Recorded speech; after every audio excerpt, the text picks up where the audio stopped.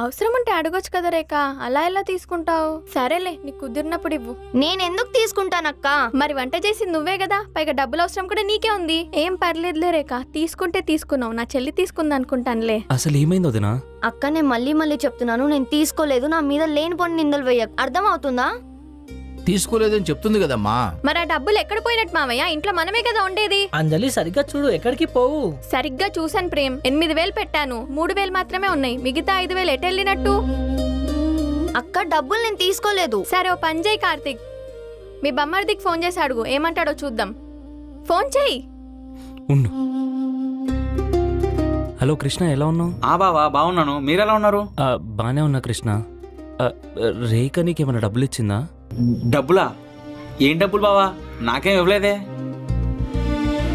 అవునా? బాగా ఆలోచించుకుని ఒకసారి చెప్పు. లేదు బావా, ఇస్తే నీకు చెప్తాను కదా. సరే కృష్ణ, ఉంటాను. ఓకే బావా. చూసినావా వదినా?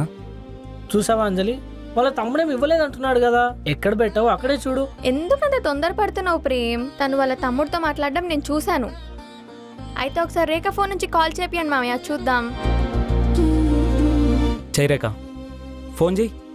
ఎందుకు భయపడుతున్నావు? చెయ్యమ్మా, ఎందుకు భయపడుతున్నావు? చెయ్యి రేఖ, భయపడకు. అదిగో వాళ్ళ తమ్ముడే కాల్ చేస్తున్నాడు, ఎత్తు రేఖ, మాట్లాడు. హలో అక్క, ఇప్పుడే బావ కాల్ చేశాడక్క. డబ్బుల గురించి అడిగాడు, నేనేం చెప్పలేదులే. కాలేజ్ ఫీజు కూడా కట్టేశానక్క. థ్యాంక్ యూ సో మచ్ అక్క. సరే అక్క, ఉంటాను, బాయ్.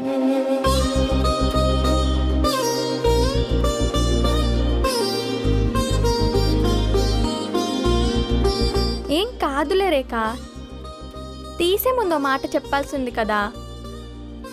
చూడు, అందరి ముందు అనవసరంగా నువ్వే బ్యాడ్ అయిపోయావు.